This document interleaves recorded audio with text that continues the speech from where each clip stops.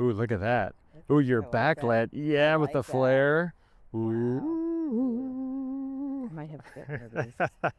Oh, I highly recommend. You should. Okay, here, you ready? Let's do a marker. Okay, so high five and marker. Here, let's do that one more time. 1, 2, 3. There we go. Okay. All right. All right, we're going. Okay, which way are we going? We're going this way? Okay. So I am thrilled to be here in Kansas City, fresh off the airplane. I literally just drove in from the airport here in Kansas City with my good friends and now Doc Walk's walking buddy, Sharon Liese. Hi, Sharon. So good to be with you. On your left. You're listening to Doc Walks with Ben and Keith. It's so good to be with you. And for our listeners, we are just coming off a run of Sundance episodes, and we had Sharon booked at Sundance because we were dying to talk to her about her new film Seized, and scheduling just didn't fall into place. But I knew, because I come to Kansas quite a bit, hence my hat here, I'm repping my Jayhawks today, that we would get a chance to walk in Kansas City. And so I'm so glad that we are getting that chance, and thank you for taking the time. Sure. And I love that you're repping your Sundance Film Festival t-shirts on our walk. So I'm going to shut up for a second, and I want you to say hi and tell me how Sundance was for you. Sundance was great because I had a short there 3 years ago. Yep. And that was American Flags? Is that what it's no, that or was FLAGMAKERs? the FLAGMAKERs. FLAGMAKERs. Film, but I didn't have it at Sundance. But that was one of my films. Parker. And it was a short, right. And so this time being at Sundance with a feature was different. It was more intense. There was a lot more activity that I was involved in. I was on more panels, and we had 5 screenings. So it was a lot. It was exhausting and exhilarating. And I had a great response from the audiences there, and that was so rewarding. That has to be so great to work on something for. How long did Seized take you to make? Well, it was 2.5 years, which is sometimes in some ways a little bit shorter than Yes, that's like pretty fast actually for a feature doc. Yeah. And you saw the film, right? I did. I loved it so much. I just finished it last night. My wife and I watched the screener that you sent. Okay, great. And we went into it knowing the story. It's about a small town here in Kansas called Marion, Kansas. And it was a national news story. And I remember when that story hit because my stepdad is actually from Marion. And really? Yeah. He was born there. His parents owned the grocery store in Marion for his entire childhood. Oh my gosh. And so this is a tiny town. It's less than 2,000 people. That's correct. So even a lot of Kansans don't necessarily know Marion, Kansas. And so a police chief was basically being investigated by the small town paper. Mm-hmm. They raid the newspaper office, take all the equipment, and it became a national news story because it was essentially like censorship of the press, right, of the First Amendment. And it was told in this very kind of one-sided way nationally, where it sounded like, how dare they do this to this hallowed institution? And the thing that was so fascinating about your movie, or one of the things, there's many, is how you depict that it's not that simple, that it's actually fairly complicated, and that this newspaper was sort of not always held in the highest regard by the town because they were considered to be kind of like stirring up other people's business and being busybodies and kind of being bullies themselves. So it was a fascinating take on the story. Yeah, well, I'm glad that you processed it that way and could see it like that, because that's kind of how it unfolded for us. When I first heard about it, I was like, oh my God, this is so shocking, and what an egregious attack on the First Amendment and the Fourth Amendment, and wow. And so I thought it was going to be kind of a serious documentary, while the topic and some of the themes are very serious, and the story is very serious, and what happened was very serious. I mean, there's the 98-year-old woman, Yes. co-owner of the newspaper, who dies right after the raid. So, Right. it may have had an impact. She was so awesome in that body cam footage. know. For those of you who have not seen it, I guess that will be most people since it hasn't officially Right. been distributed yet. Right. But the owner or the chief editor of the newspaper's mother is one of the owners and lives with him when they get raided. They go into their house. She's there with her walker and in like a house coat. And she puts on the most amazing display of resistance. She's like cursing the police chief and calling them Nazis, and she pushes over her walker, and she's so feisty and amazing. She says, "You're going to cause me to have another stroke. Oh, if right. if I die, it's going to be murder." And She then says that. and then she passes away the next day. And it's not clear direct, like she died because of the raid, but I mean, the stress associated with having the police raid her house clearly seems like that's what did it. Right. I mean, people think that. Yeah. So, God, it's such a juicy topic. yeah. And so when we got there, and started filming it, it was, you always uncover something, obviously, when you're doing a documentary. You uncover something you didn't expect to uncover. Right.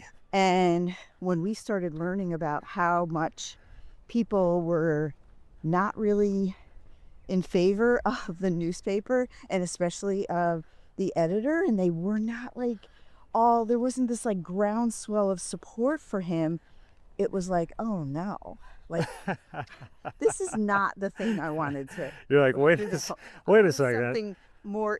I wanted something different. I don't know what I wanted, but I wanted something else to reveal itself. Sure. And not that. Yeah. Because how am I going to deal with that?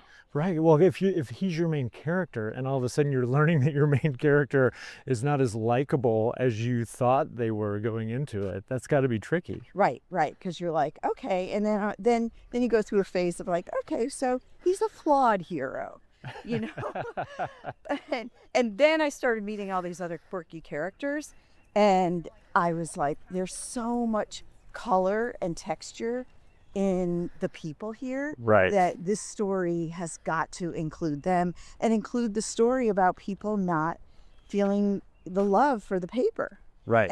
But it also took us a very long time to get people to be willing to talk about that. Yes. So that took at least a year. Well, that was one of my main questions for you about this project is that, so my mom lives in a small town here in Kansas of a little less than 5,000 people. I didn't grow up there, but I get to go back and visit, and I get to go to the Elks Lodge and go to the donut shop and kind of dip into the small town without being of the small town. And the thing that I know about small towns from that experience is that they are very suspicious. They're very friendly, but they're not going to necessarily invite you in Right. and reveal themselves Right. to you quickly. So in a situation like this, where the national spotlight is on this tiny town, and then you are there as a documentary director Right. trying to tell this story, how do you navigate that? Yeah. Well, one thing is that I do live in Kansas. I mean, I grew up in upstate New York, Mm-hmm. but I do live in Kansas, so I can at least talk about some things that are relevant to people in Kansas. Right. We have So you're sports teams, you can talk about the Chiefs Right, and the right. Royals or the Jayhawks. or the Jayhawks, right? And so, Although out there it may be the Wildcats. I don't know. I don't know. There seemed to be a lot. There seemed to be a lot of love for KU. Oh, good. There, or you talk about the cicadas or how hot and humid it is, and knowingly. Right. So there was that on a surface level, but it definitely took a while because we kept hearing people along the way. They would stop us in the street, and the same people, you would see over and over again because there's not that many people there, and they'd be like, "You don't know the other side of the story. There's so much to know," and so we'd say, well, tell us. And it took a year. And my producer, Paul Matisowski, who is also my son-in-law, I was going to ask you about that. Yes, love that. he worked on for a long time, he worked on a show, produced Wicked Tuna on Okay. National Geographic. Okay. So he knew a lot about navigating people in small towns, and he could kind of talk the talk with them. And was he here, or is he Well, here, or was he in in LA when we first started filming, and then he would come here, and then I they see. actually moved here, which was sort of related to the film, but also related to the fact that they have 2 children now. Oh, and you're here as a free babysitter. Let's stop here and just point out, Sharon, you have picked a very beautiful spot for us to walk here. Tell us where we are. We're standing on a bridge over We're in Tomahawk Creek. Tomahawk Creek. Yeah, Okay. in Kansas, so it's kind of. And we're in Leawood, or is this Overland is Park? Leawood. We're really on the cusp of Leawood and Overland Park, but probably a little bit more into Leawood. But yeah, it's gorgeous. It's gorgeous. And we're on a 2-lane sort of paved trail here. And it feels like we're right in the middle of the city, although we have this beautiful little stretch of woods here for us to walk through. I know, isn't it? It's really cool. It's really cool. You know, one of the things that I really admire about you is that we met making a show in Los Angeles, and I think it was coincidental that we are both Kansans. I know. And even when we were working out in LA, I was living in Austin and you were living here. And I know so few filmmakers that live in a place like Kansas and outside of LA and New York. And I don't know, I just really admire that about you, and the fact that you're making films that premiere at Sundance and working with your son-in-law. And I read that the DP of Seized started as your intern and has now become your director of photography on your projects. I really love when people make successful work where they live and don't try to move to a place to integrate, but instead sort of make things in their own backyard and then go take them out in the world. Well, it's interesting because when the pandemic happened, I was just continuing to do work as usual. Yeah. And then everyone pitches all of a sudden became, it was commonplace to do those via Zoom, and also just all kinds of meetings and even editing. Yeah. And I've been doing that for years. And so it was welcome to my world. You're like, this is not any different. Yeah. So Yeah. it's great. And then I would go crazy if I was in LA or New York trying to do this, because the competition you're just so hyper aware Right. of, oh my God, there are thousands of other filmmakers trying to do what we're doing. Right. And whereas here it's unique and you're not always talking to people who are trying to do the same right. thing. And so you don't feel like you're not aware constantly of the competition for the stories. So that's really helpful for me. And in fact, when I heard about what was going on in Marion, Kansas, I didn't originally just jump to start filming it, because I thought, oh, this is one of those, it's out there, it's in the national, international spotlight.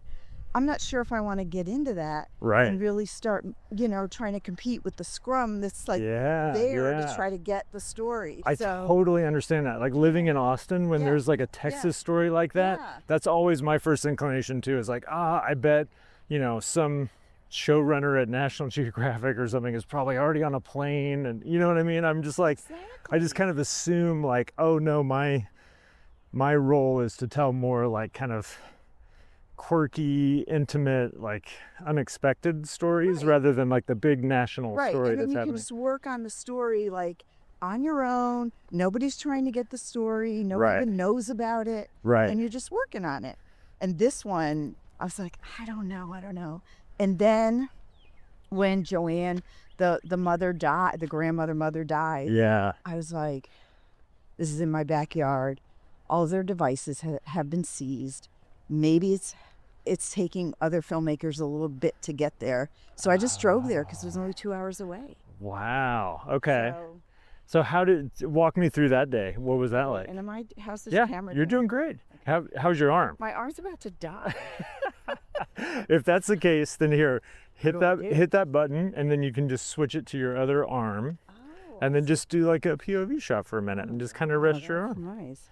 See? Do it like you. Hey, how's that? Okay. All right. Yeah, you got to get one of these. I'm telling you, they shoot 4K also, and these little mics are like as good as our like, expensive Sennheiser set. This is a great lens flare. Oh yeah, look at that. Through the treetops. You were going to tell me about that first day when you drove. Oh yeah, so I Marion. drove there, and there were journalists who were waiting to see Eric, the editor, and I just waited. And then I got in, I talked to him, and he's so old school journalist that he was like, well, you got here first, think you got the scoop. I'm like, okay, well, I just want you to know there are going to be lots more people that are going to be contacting you to see if they could do the story as a doc. So, and did that happen? It did. And he sent most everyone to me. Oh, interesting. Yeah. Okay. Yeah, so it was really good. And so I would talk, and there were a couple high-profile people that wanted to get involved at first, and they were gonna. We were going to collaborate, and then things didn't work out. So every time it didn't work out, I was like, oh no, like maybe this should have been the partnership that's gonna make this film, like get out there. Right. And lo and behold, it's getting out there. Isn't that so funny how our industry works? It's like it's so much of making work, I think of all kinds, but specifically documentary, is doing it in sort of a haze of doubt and confusion and uncertainty, and then somehow you pull it off, and then the thing kind of reveals itself in this way that is better than you first anticipated, know, and I love that about what we do. Well, can you tell me what you're working on? I'm like so curious about your life, and you have like 2 kids now, right? I have 2 kids. So we met in 2018, and Pink Collar Crime. we did this really fun CBS show that was your idea, right? You and John Kroll. Well, I'd say it was more John's idea, but yes. And then we created it and developed it, and then we needed to hire a really good director for our recreations that were we needed those to be over the top, sort of quirky and funny, and you were the exact right person to do that. Well, and I love you guys reached out to me via Facebook, which was so funny because at the time I wasn't really even checking my Facebook messages, and my producer at the Bear, I don't know how this came across her desk, but she was like, I think you really need to respond to this, like this seems pretty legit. And so I reached out, and I was kind of like, until it became real, I was like, I don't know if this is real or not, because it just felt so casual. But I think one of the things you guys said to me early on was like, we keep Googling funny documentaries and your name keeps popping up. And so we just thought we should reach out to you. And that's how we met, right? Is that your memory of it too? Yes. And it was like super legit from that point forward. It was like I joined the DGA. It was a union show. That's right. We went, my first day was in New York. We filmed interviews in New York, and then we flew from New York to LA. Do you remember that when we were in first class? We got everything. We're like, let's order that. Let's hit the button again. Let's order that. I remember drinking a lot of wine and eating at least 2 meals, and I think I slept. It was hilarious. Yeah, it was like we kept moving our seats and like, we could do this. Oh my God. Oh my God. We're walking on this trail, and we came across this, which is absolutely perfect because this is always what I think about when I think about you. Because when we were meeting each other for that first time, you sent me, you had finished it because you made the GNOMIST is what we're talking about in 24. When had it been? 2015. So it must have been 2014 when I was working on it. Well, so we met in 2017, 2018. So you sent me the link to this, and it was so beautiful and delightful. And it's a short doc that you made. And here, you just describe it because you can do a better job than I can. Okay, so it's about a walking path, which is actually part of this trail system here, where these little gnome houses popped up, and everybody was wondering where they came from. And so I started filming it as like a whodunit. Yeah. And then it turned into this story about how people found healing, and then the person who actually did create this kind of magic in the forest turned out to be a really special, unexpected person who then changed the lives of this family who had lost a little one.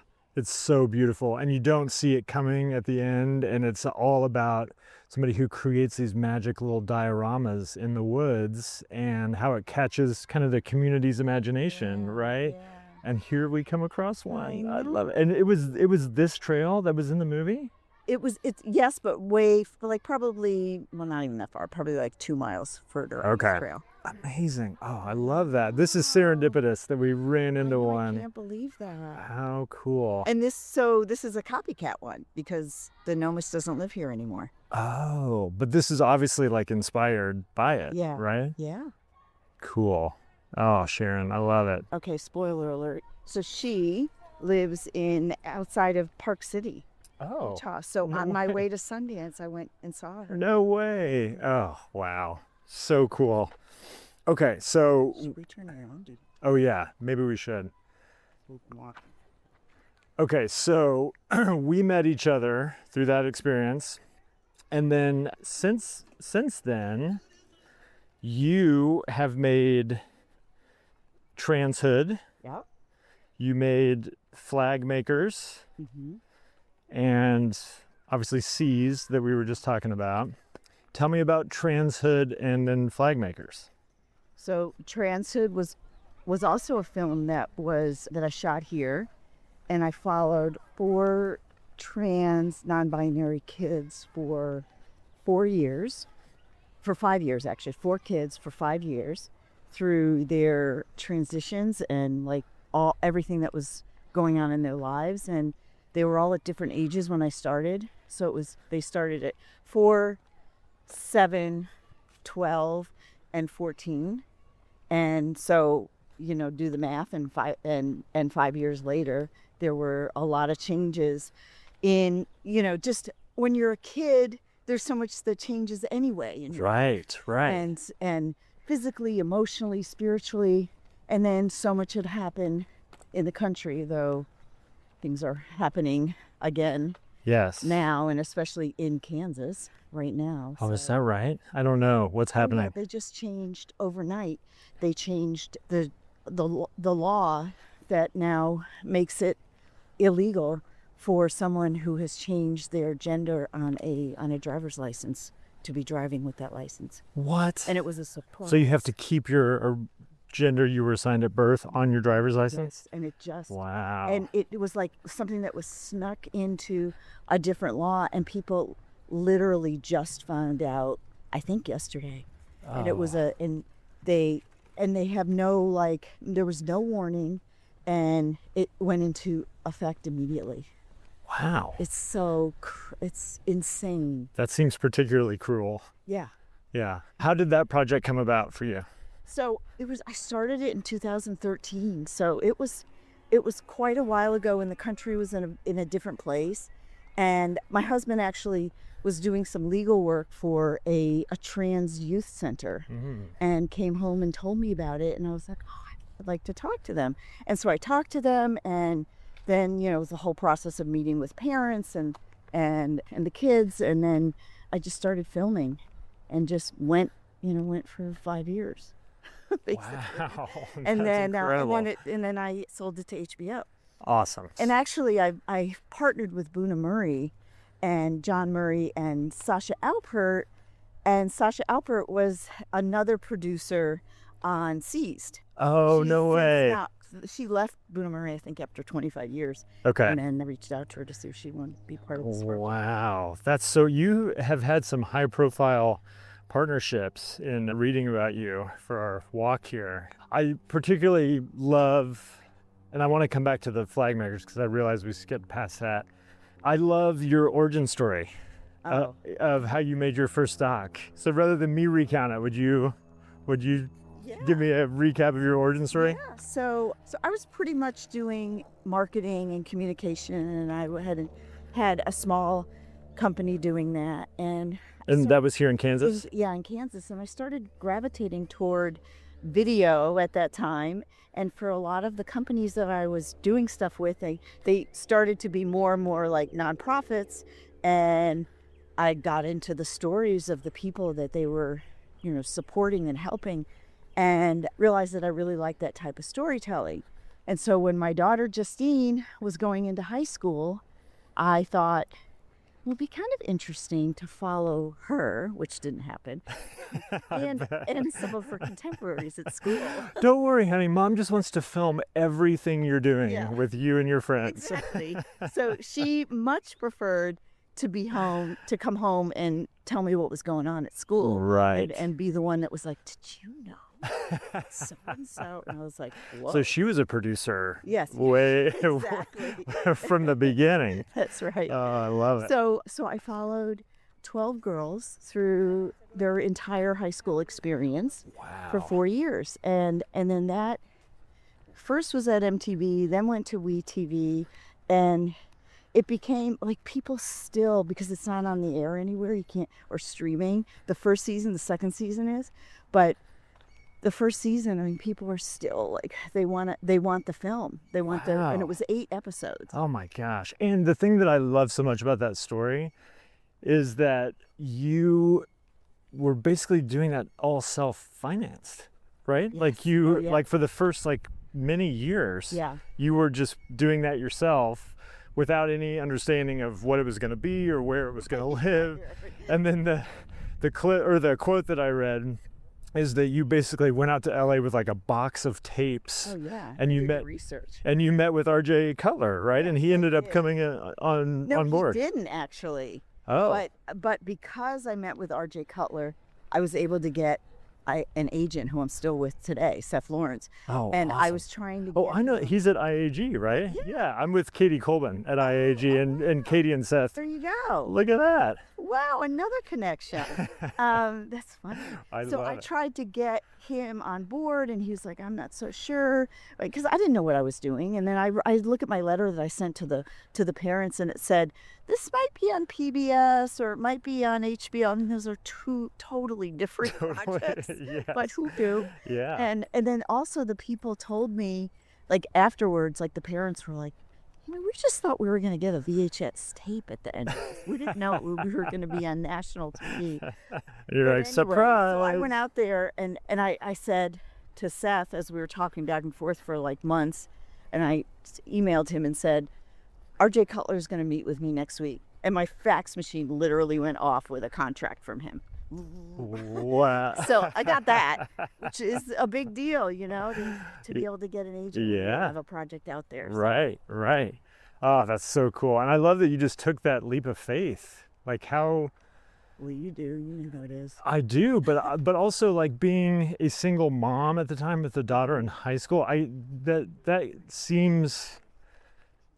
Although, no, I don't know. I have 2 kids now, and every time I start a project, I'm always like, I don't know if this is the right thing. This feels very irresponsible somehow. And, should I be spending this time and money elsewhere? And it seems like with kids, that inclination or that, development process only gets harder to justify in some ways. Right. Yeah.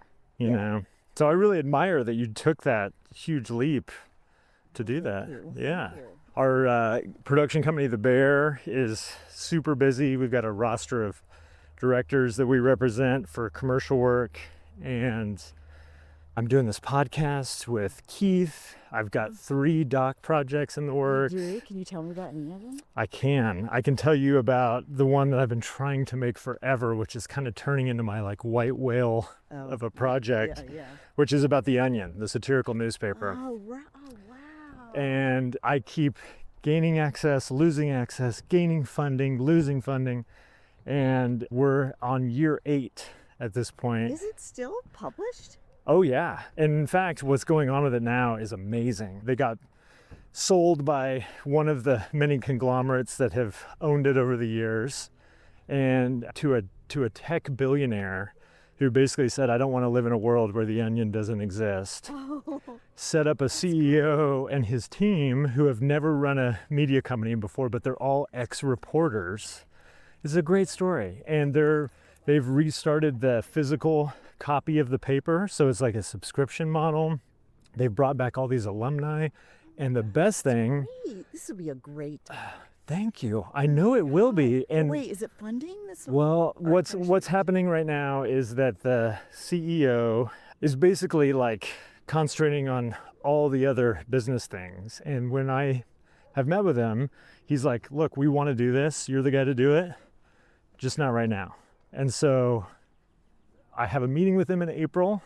So fingers crossed that we can get it right now. And in the meantime, it's been very hard to raise any money or move the project forward because we don't have a shopping agreement because they're not ready to sign that yet. So but you have filmed for a well, really? We've gone through 2 complete cycles of development where it's totally different takes on the material.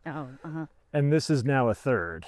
And I'm hesitant to spend any more development money until we can get the yes, love that. This is what's going to happen direction. And the most exciting thing is they are about to buy or take control of Alex Jones's InfoWars. Oh my gosh. Yes. So, and then they're going to run it as a satirical version of itself. I know. Well, let's get them on the phone. Let's do it, because it's the best marketing is to be doing something like this. I've tried all of those angles, and in fact, what I did with my co-director in December was we basically did a version of this where we were like, okay, if we don't have any money and we don't have access yet, we're going to go film with one of the funniest original writers. And we basically filmed ourselves like, come on with us. We're going to go hang out with this guy for the day. And it's hilarious. And so we have this like 45-minute edit of us hanging out with him, basically doing this, where we're characters, he's a character, he's showing us his world. And we shot it in this way where we can use the interviews for the longer form doc. So that's kind of my main passion project right now. So I love that. You know, I wonder if the CEO has seen, there's like 3 docs on the New Yorker. Yeah, I know. I keep seeing them come out. Like Marshall Curry's one that did, that was just the most recent one. Yeah. And so, you know, maybe you can talk to David Remnick, see what he says about being in a documentary. I mean, my friend who started the 19th, which is like a female-focused newspaper that is just killing it. She lives in Austin. She wrote him directly on my behalf and said as much. You know, having a documentary made about us was huge for our fundraising and our publicity. But fingers crossed, I've got a meeting coming up next month with him in Chicago. So sending good vibes. My agent keeps saying, like, I can't believe this is still not happening. Like, this is, from the beginning, this has felt like a home run. And the fact that it's like taken 8 years. Stick with it. Yeah. It'll happen. I think it's going to be one of those, like, you know, it took me 10 years to make this movie stories, you know. Yeah, it'll be a good story. Yeah. And a good story. And a good story about a good story. Yeah. Well, man, so Justine, your daughter, has moved back. Yes. You have 2 grandchildren now? That's all new. 2 grands. That's incredible. So what ages? Almost 1 year. Oh. And a little over 2. Oh, my God. So they got 2 in diapers. And they moved back here. That's so great. Like I'm thrilled. I mean, I literally pinch myself every day. That means that you did it right, because the parenting person that I follow for advice talks about the crowded table idea, and there's a song. Oh, really? Called The Crowded Table? Oh, I don't know this song. It's such a good song about like dreaming of a crowded table. Yeah, well, that's the idea. If you do it well, then your kids come back to you and they want to spend time with you and they want to be around you and they want to bring their friends and then their families eventually. And so you have the crowded table. You know, which I always wanted. Sharon. And you have a film premiering at Sundance. Yeah, and then, you know, they come back here, and meanwhile I'm taking her husband on shoots away all the time. And then we get into Sundance, and it was, 3 months of chaos. Yeah, sure. Like, just publicity and yeah. and just trying to finish the film. Right. Oh, right. Right. You got some deliverables, Right. you know, and all this. Oh my God. So it's like, sorry, I'll watch the kids after Sunday. But now I'm on to other things, so we'll see. Yeah, I'm so- going to babysit tonight. What are those other things? Tell me, because you've always got awesome projects cooking. And I can tell you about FLAGMAKERS if you want. Oh, yes. Please, let's circle let's- back to that, because I love that idea. I Yeah. haven't seen that movie, by the way. I want you to send me that link. Okay, all right. It's on Yeah. Disney Plus. On Disney Plus. Okay. Yeah, because it was through Nat Geo. We were licensed through Nat Geo. Okay. So I co-directed it with Cynthia Wade, which I think maybe, I don't know if you've Well, met her or not. I read that, I haven't met her. I read that you guys made Selfie together also. Yeah. Okay. At Sundance, yeah. That was a different film at Sundance. It wasn't in competition and wasn't, but anyway, we have it there, yeah. And so we did this film about a flag company, the largest American flag company in the U.S. So they literally make the American flag. Yeah, and flagpoles. Wow. Important to them. Okay. And they want us to say that the largest maker of Not just the flags, and flagpoles. but the poles. Okay. So, and they're in Wisconsin, right outside of Milwaukee. Interesting. Okay. And it was just this amazing story of how all these different hands are making the American flag, and hands that you might not, that some people might not expect to be Okay. making the American flag. And so most of their employees are immigrants and refugees from around the world. Wow, what an amazing story. Yeah, and so we go into their stories, and of course it was a time in the country of unrest, and so we were capturing that and capturing their responses to that, and they are just kind of a breath of fresh air in a way, because they love America Yeah. in a way. I mean, they're Americans, Right. but they love America in a way that, you know, we are all kind of losing sight of. You know, Yeah. reasons why. Yeah. What's great about our country. So it's just it's a very poignant, powerful, like, story that's kind of, you know, it's very relevant. I Just love like it. Seized is very relevant in terms of the, you know, freedoms that we have. This is about immigration. Did you, and that's a short doc, Yeah. correct? And that one, yeah. So did you read about that in the paper or something? Well, and that then one, yeah. I mean, it started like the way some docs do, in another place and time. And so it started in Kansas City, where I was following some women who were going through a sewing program, who were new immigrants to the country, and they were learning a trade. And so I was following them through this program, the sewing program. And at the end of the program, one of the women got a job at a flag factory in Kansas City. And I went to follow her there, and I was like, wow, this is unbelievable. Maybe this is the story. Yeah. And then I couldn't get access to that flag factory. Oh, interesting. And then at that time I was talking to Cynthia about it. She's like, oh, I like that story.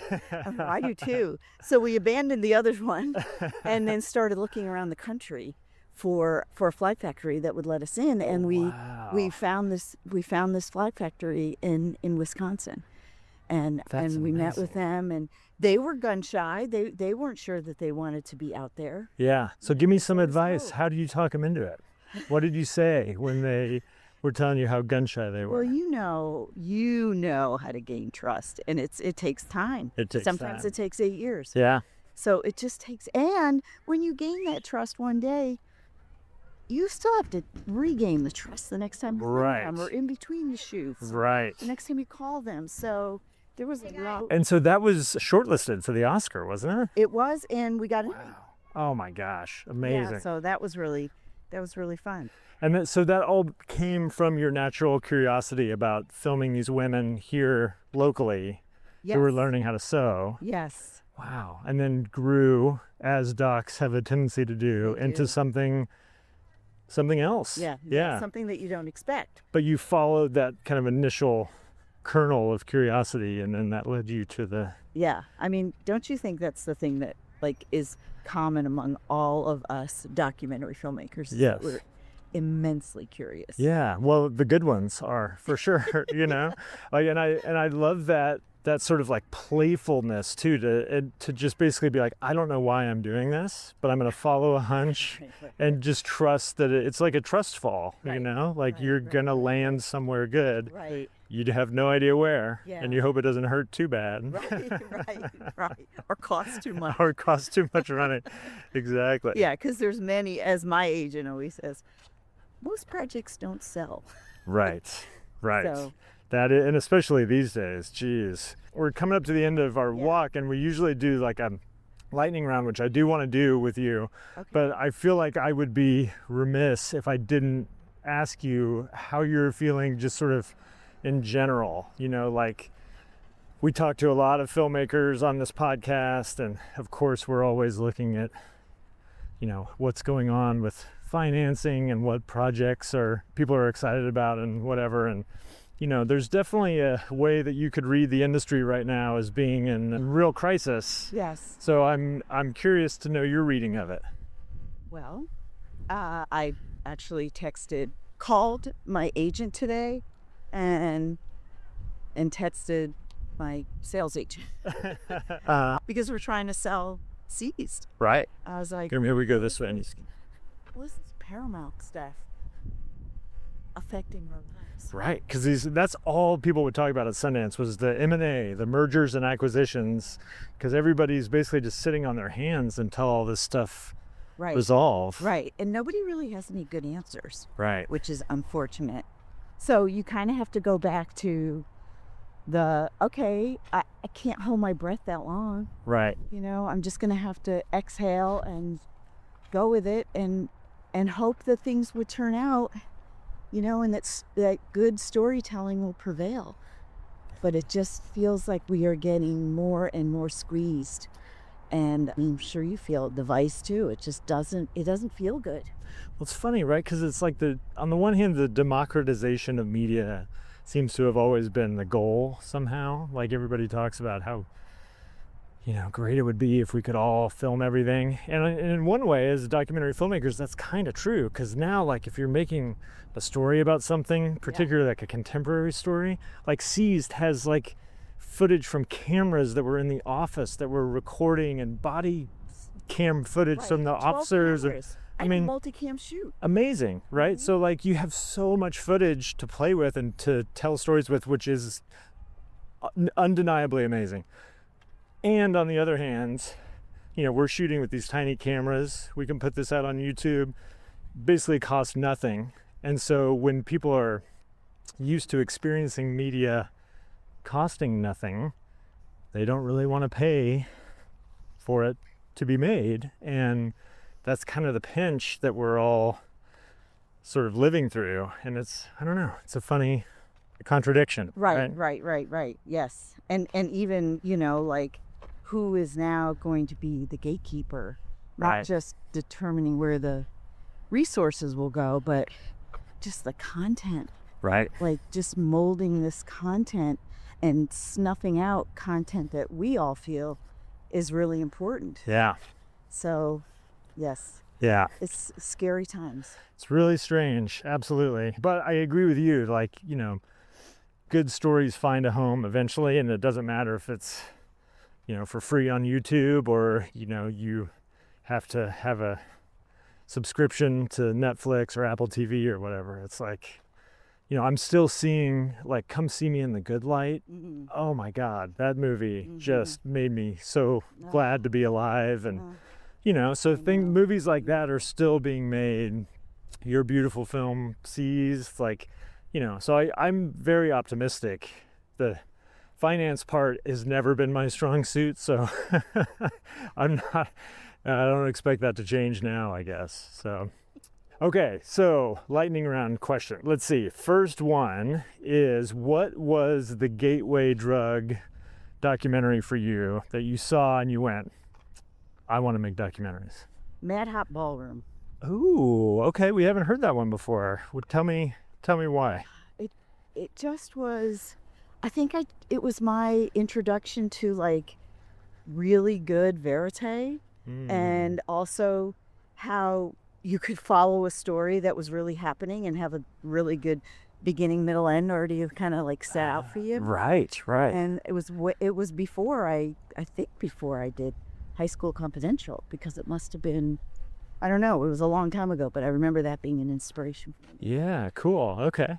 That's great. I didn't prepare for this. Let's see what the next Well, questions are. you're already acing it. As I mentioned, we hope that this podcast is for like the 20-year-old version of ourselves, where we were just starting out, we were falling in love with the art form, unsure of how to do it. So we're talking to professionals here. So what would your advice be to somebody who is just starting out making their first project? Well, I would say don't feel like you have to move to LA or to New York. You could move to Austin. You Yeah. could move to Kansas City. Right. There are a lot of cities now that are creating great film and television. And you can also do it where you are. So that's one. And to just keep doing it. Yes. To just try to keep telling your stories. You know, your first one could be amazing and everybody could love it. It could also be something that doesn't resonate with anyone, but you just have to keep doing it, because even later on you're going to do stuff that'll be great and not so great. Right. So I just say, keep telling the stories. I love that you mentioned that even later on, because I made a bunch of shorts before I made Winnebago Man, but that was my first feature, and so to like go on the Tonight Show and play it all over the world and get theatrical distribution, I kind of was like, oh, well, this is like every movie from now on, and that's so stupid in hindsight at the time, right? I mean, you get that first taste of success and you're like, oh, well, now every project do this and I'll just be able to do it. Exactly. And then you're like, what? Nobody wants it? Yeah, and nobody's going to give me money and I still have to scrimp and save and do this the hard way? What? Exactly. Yes. I think that's an important I still need reminding of it. Yeah. I mean, maybe Spielberg doesn't have to deal with it, but I would assume that everybody on every level doesn't have the money they need, doesn't have the time they want, can't get the cast thereafter, the access that would be ideal. Like there's always problems. He doesn't get all the awards that he used to get. Right? It's hard out there. It is. Otherwise, keep doing it. Otherwise everybody would do it. That's right. Okay, and then last one, what is the thing that you can't stop thinking about right now? And let's make it not film related. Oh. Wow. That's pretty hard because I'm always thinking about films. Well, let's see. I'm pretty obsessed with my grandkids. I understand. I can only imagine. And I do think about the last time I saw them and the funny things that Jet said and the funny things that Ryder did. And it just makes me smile and feel such gratitude for being alive. I love to hear that. That's so great. I mean, do you feel like you're winning at the game of life? Like you have your grandkids close. You just premiered a movie at Sundance. Like it seems. Buddy. That's kind of how I feel. Yeah, you're living in Kansas City. This, we're out here strolling in this beautiful weather. Like, I don't know. I look at you and I'm like, I want some of what Sharon's got. Like you make it look really great. Oh my God, I am really happy and I feel very fortunate. Good. And I'm so glad I got to see you. I know. This is so much fun. Thank you for doing this. Honestly, Thank you. Is there anything that we didn't talk about that you want to make sure to cover? Like, do you want to tell people where to find Seized or follow your work or? Just find me on Instagram. Okay. At just Sharon Liese. Okay. At Sharon Liese. Sharon Liese. Yeah. I'm going to be at a bunch of film festivals coming up. Oh yeah. What's next? Where to see? So let's see. The next one is going to be True False, which is next week, and we're the Show Me film for it. Awesome. And we're also going to be in based on a true story. Awesome. So we're going to be doing that panel. Then Martha's Vineyard, and then I can't talk about the rest of them because they're not announced yet. Well, we can talk about your fabulous necklace. Here, show me that because it's hidden under your shirt. But I saw this. It was a big hit at Sundance. Here, should I put it in here? Right there. Yeah. See, my husband made this for me. He surprised me with it. Wow. You got a good husband. Hang on to that one. I do. And keep making awesome work. And thank you for taking the time to walk with me today and to catch up. And I don't know, I guess that's it. Let's cut. Okay. All right.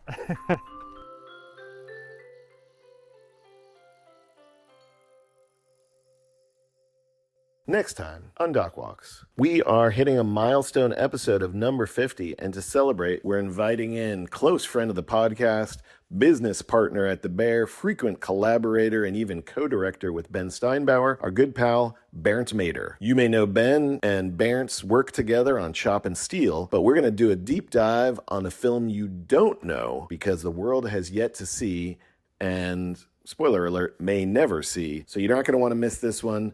We're going deep with doc maker, commercial director, collaborator, and friend, Bernd Mader, for episode 50 of Doc Walks. Doc Walks is created, produced, and edited by my friend Ben Steinbauer of The Bear. Hello. And my friend Keith Maitland of Go Valley. Thanks for tuning in. Follow us at DocWalksPod on Instagram, X, and YouTube.